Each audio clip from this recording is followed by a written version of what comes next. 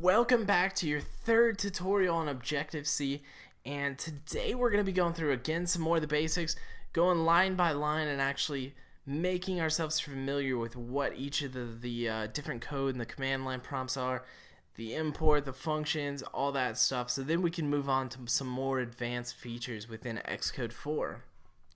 So in the last tutorial we did kind of a little bit of a tour, so if you haven't been there, go back, take a look at it, you'll see how we got to this point.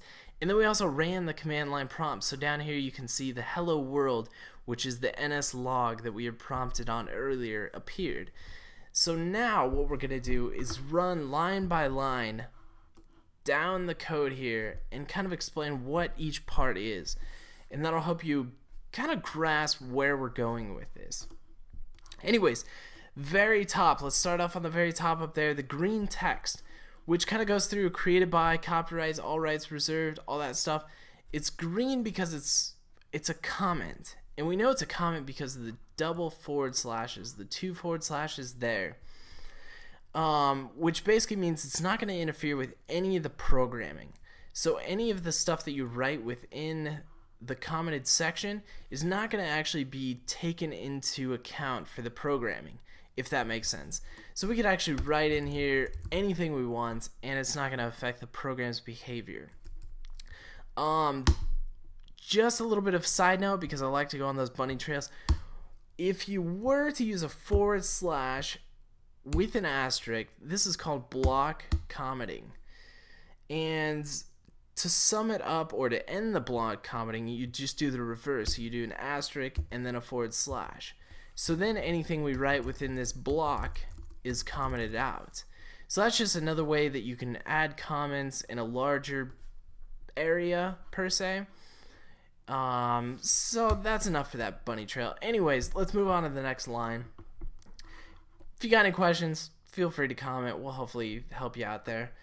The next line is a statement, and the statement is an import statement of the foundation/foundation.h, which basically this part right here, the foundation/foundation.h, is a header framework, which, if you can imagine, let's just say there was a bunch of code at the top here, and we didn't want to write it every time. We just wanted to input, like, let's say foundation/foundation.h, and that took care of it. We didn't have to write a million lines before we got down to our main function here, but we just want to put this in there and say, hey, you fill in the rest with the 1,000 lines that we don't want to write every time.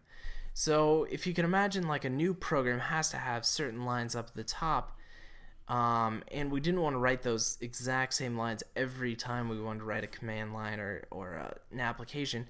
This is a simple way to import those into our application every time, and we don't have to write those.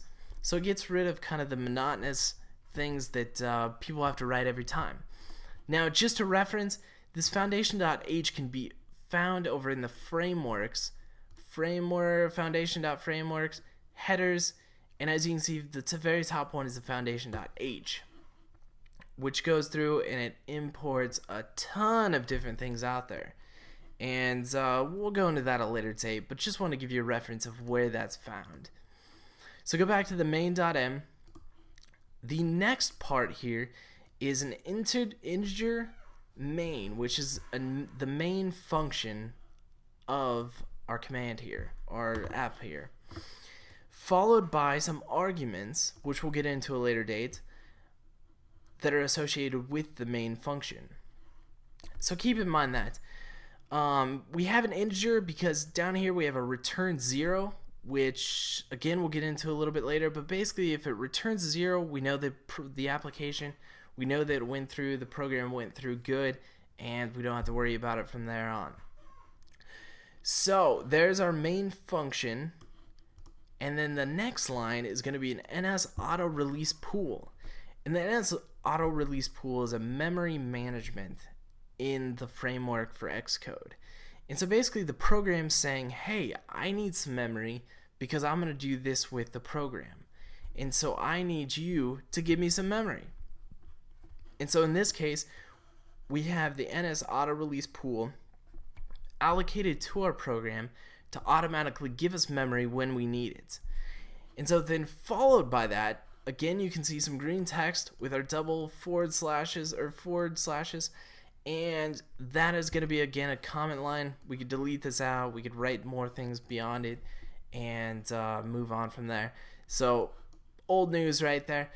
The next thing, the NSLog, this is going to be similar to like a print function in the programming C language.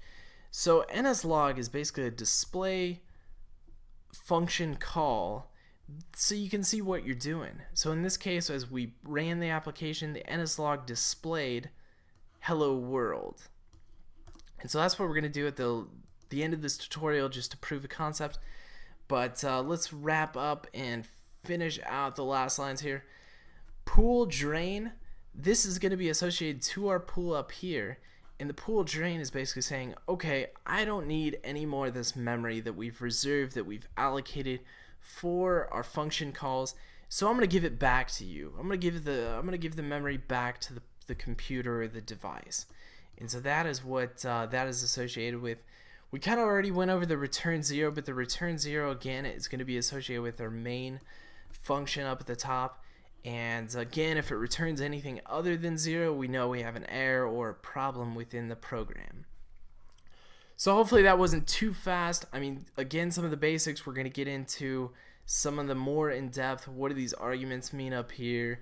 What is the integer, integer of the main function, etc. But again, for a later date. So last, what I want you to do, today I went out, I was looking for some squirrels, and didn't see any. We were out in this field just walking around looking for some squirrels. Not gonna say that I was hunting for them, but just looking, because I know there's some people that disagree with that. I'm totally cool with that.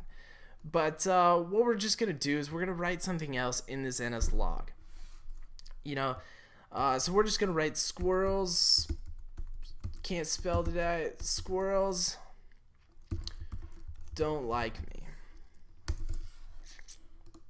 Go ahead and modify that in your NSLog, and all I want you guys to do is run the command line prompt. So click again the run on the top left, or Command R, and as you can see, our program succeeded.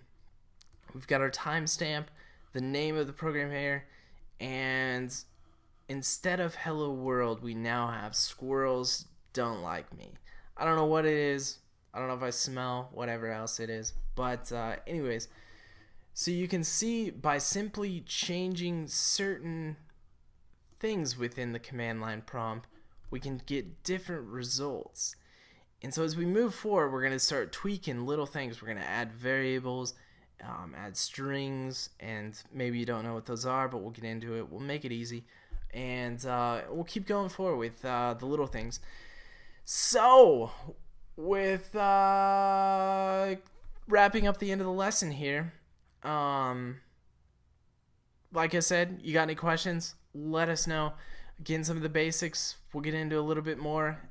Don't forget to subscribe, let us know what you're looking for, and we'll continue to help you guys out. Alright, peace out.